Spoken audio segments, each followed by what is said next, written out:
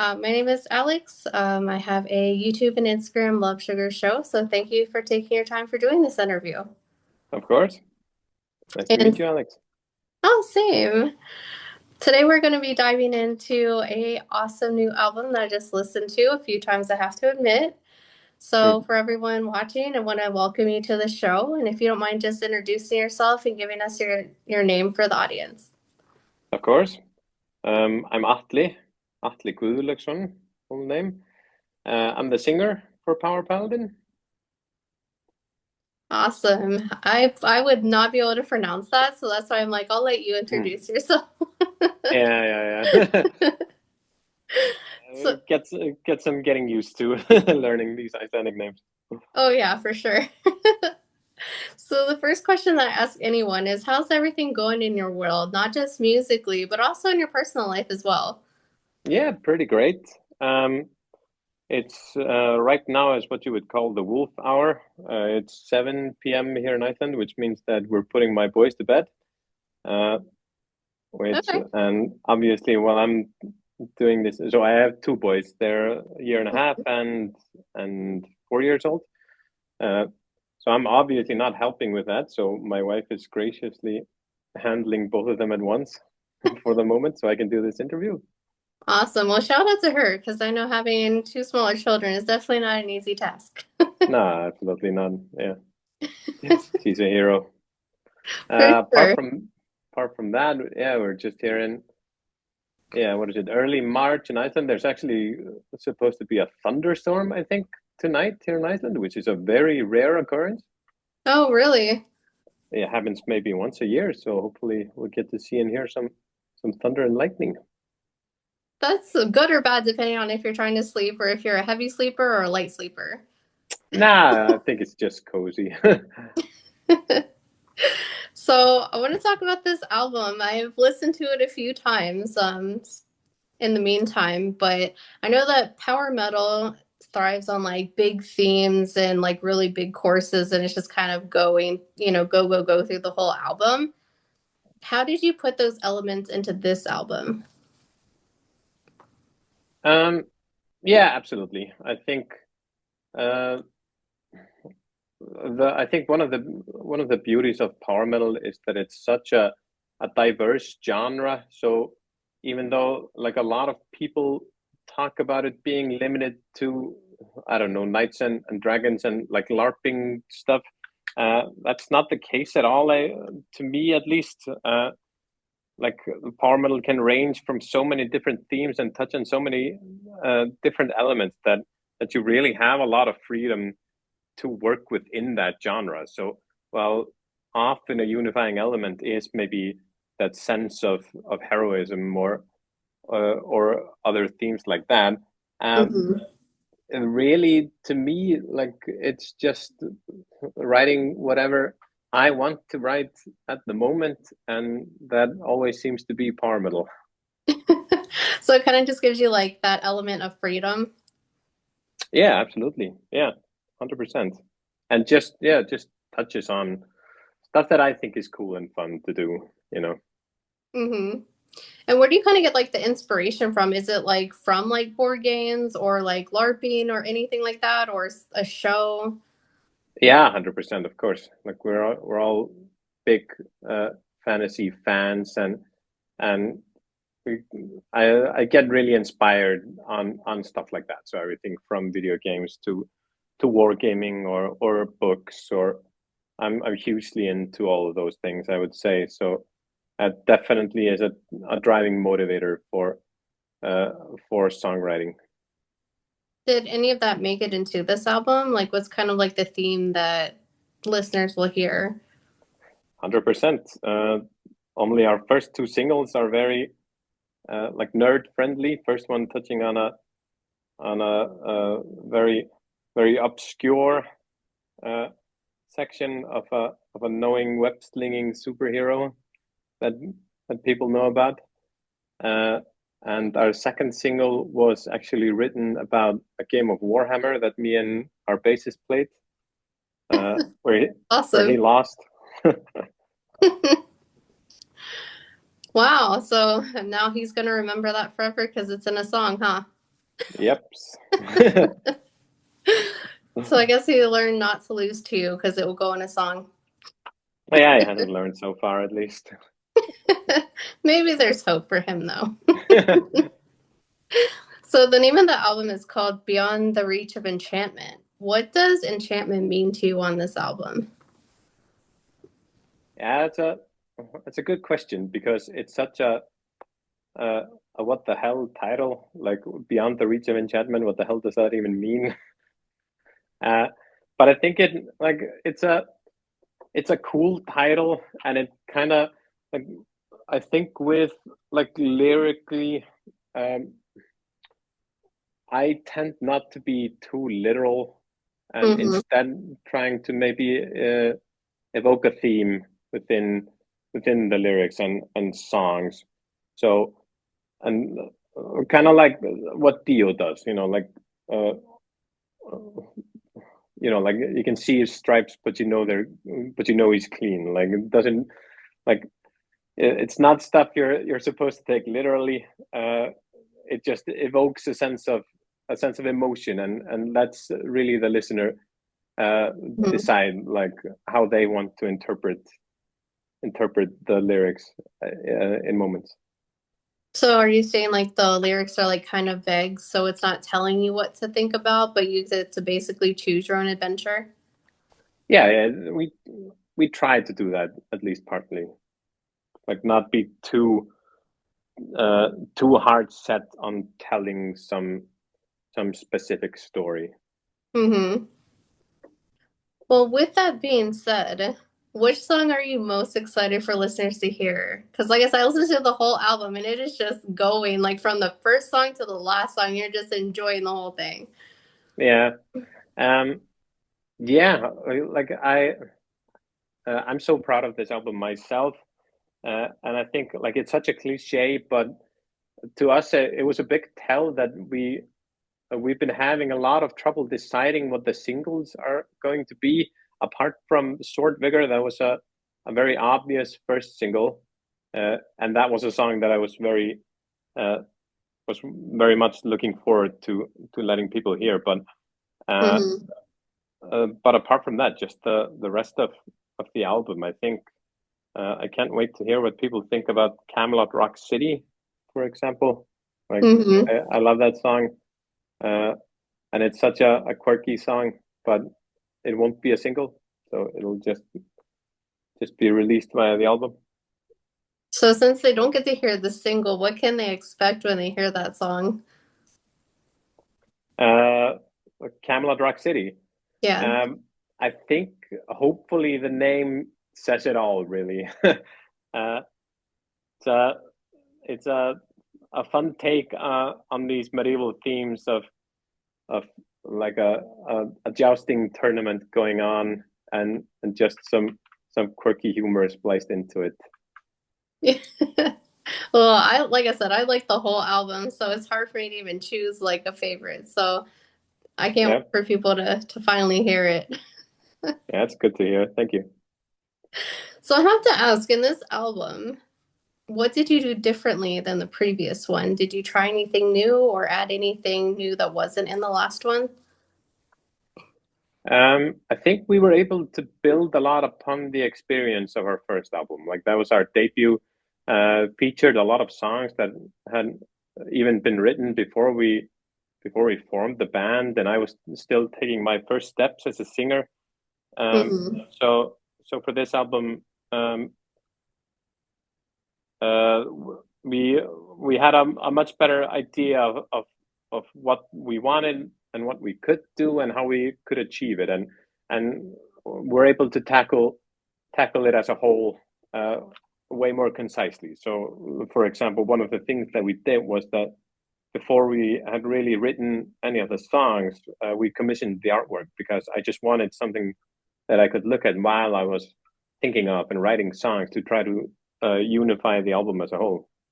Oh, okay. That's pretty cool. Like kind of give you like a visual so you can be in that when you're writing. Yeah, yeah, absolutely. Do you feel like you've grown as a band from the first album into this one? 100%. Like we've just been floored by all the positive responses we've gotten. You know, when we first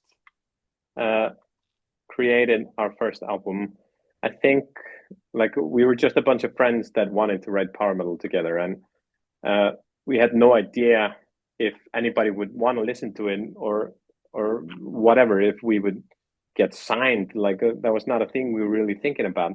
Our idea of success for that was maybe printing out 20 copies, one for each of us, and a few for our friends, and maybe getting a few people here in Iceland to listen to it. But then all of a sudden, like we were signed with Atomic Fire, and lots of people from all over the world listening to our stuff, which was a lot of fun. So yeah, definitely a lot of things that we have learned since then, just playing abroad as well, and a lot of experience. A lot of great stuff happened since we were releasing our first album. Definitely. So you've definitely went over those 20 albums, I'm assuming, that you thought you were gonna sell in the beginning. Yeah, it's been a bit more. Well, that's awesome though, you know, because you just go into it having fun, and then all of a sudden you're like, hey, I wasn't expecting this, but this is great. Yeah, I mean that's what it's supposed to be. Like I think if you're in it to make money, you're not you shouldn't be going for this type of music, I think. Yeah. And that should never be like a main motivation for creating music is like getting success out of it. Like it should be out of your own passion, and this is what I'd want to listen to from a band. Right. Is the power metal scene in Iceland like pretty big, or is it kind of smaller? I would say non-existent except for us. Oh. We're pretty much the only power metal band. Of course, Iceland is very known for its black metal and death metal, and we have Yeah. a very great thriving scene with that, and a lot of like and we all love that stuff as well. Like a lot of our friends are in death and black metal bands, but there's definitely been, I think, forever been a gap in the Icelandic heavy metal scene for this type of music, and it's kind of mirrored to like the rest of Europe, I would say, where the big headliners are always like these lighter rock bands, like I don't know, Powerwolf and Halloween. Like the big headliners in Iceland have always been just death and black metal bands. So that's the scene that we really grew up with, and me being 17 years old and started going to concerts and really like loving Hammerfall and Camelot and Edguy, and like death metal shows was the only thing that I had, and that definitely created a spark within me of just, wow, it would be amazing to just one day see a power metal band in Iceland. And then you created one, so that's awesome. So Yeah, you made your what you wish you had, you made it come true, so that's exciting. 100%. So it'd be like Iceland's first power metal band. So hey, that's pretty awesome. Yeah, well, we're not the first. There were some minor ones, but none that really managed to get enough to really publish an album and get some more steam than just a few years. But there Yeah. were a few ahead of us, though. So we're not the first one. Well, you're in like top 10, right? At least. Yeah. So with this album, do you see this album as more of like a playful album, or do you think like there's something more serious underneath the lyrics? I think we managed to strike a fine balance between the two, really. It's always been important to us uh, that like we don't take uh, satire too far, because it's very easy, especially in the modern atmosphere of power metal, to just go full on silliness. And I think, to me, I think the music deserves a bit more realism. So we try to take it first and foremost, take it seriously, uh, but then we can't help splicing some humor into it as well. So a lot of the songs are pretty humorous, but we have a few ones as well that are like Valediction, for example, is one where like there's no jokes really in that song, and it's really nice doing songs like that as well. And how did you balance like I guess the silliness, but then also having like a serious side to the album as well? I think you just find your own natural rhythm with this, really. Like, I think my main inspiration for this probably has always been Tobias Sammet. I think he's really good at this, especially with Edguy, of doing like taking the music seriously while still making fun of himself and being humorous. Yeah, and it's just finding that rhythm, I think, really of not crossing the line, but staying close to it. Right. So it's kind of just, I guess, finding the balance of what, like, there's enough silliness, like, let's get a serious song on here, or two or three. Yeah, and don't make too many jokes, or it'll stop being funny. Very true. So is there a song on the album that you feel like really personal, like it feels really personal to you? Yeah, I would say if I had to pick one, it would be Valediction, even though like that one was written by Ingi, our guitar player. But I would say that's definitely our most personal song, and it's a really strong and emotional piece then I absolutely love, and definitely strikes that chord the most out of what we have on the album. Is it because of the lyrics? Is it because of just the way the song was composed, or is there like a story behind the song being created that makes it just the composition, I would say. Definitely. It creates a nice mood. Okay, so it's just a good vibe. Yeah. Would you say that's also your favorite song on the album? It's tough to pick a favorite, really. Yeah, I would say top 3: Sword Vigor, Camelot Rock City, and Valediction, probably. And Glade Lords as well. I really love that song. Oh, yeah. Okay, we have the top 4 now. So did any song evolve drastically from like a demo when it started to like the final product? Good question. I know that there were a few. So we had to make some last minute changes to a couple of songs. Glade Lords of Athel Loren being one of them, because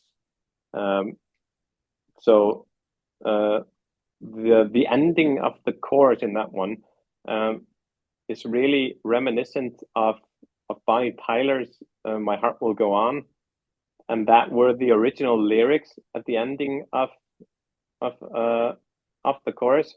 So instead of it being, how does it go? They will know of the lords of the Lord. So the lyrics were supposed to be, they will hear that my heart will go on and on. But we had to change that because our label was just afraid that we would get sued. Yeah, I don't want that.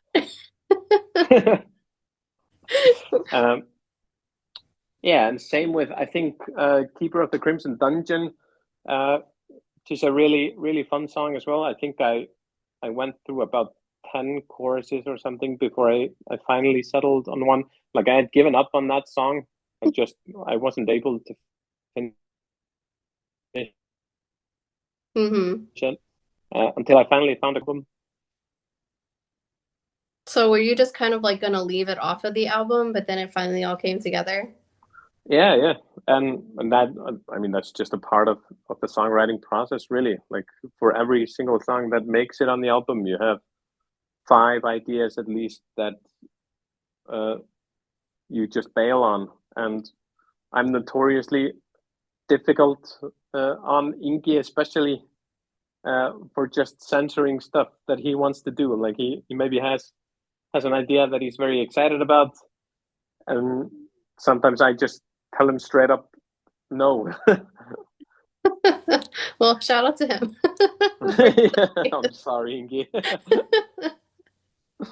So were there other songs that didn't make it into the album, or?